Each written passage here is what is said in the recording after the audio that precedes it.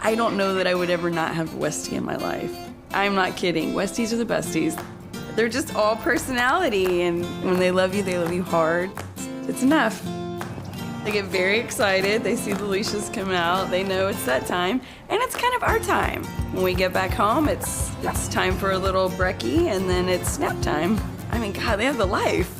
We eat clean. We eat very, fresh vegetables. I just believe in a healthier lifestyle. I feel like they're getting, actual real food.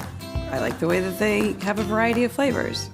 I like to separate the two on how I serve it because she's still puppy, so she needs to be able to, digest it a little easier, chew it a little easier. He inhales it, so I mix it with the dry food. If one leaves something behind, the other one's right there to pick it up.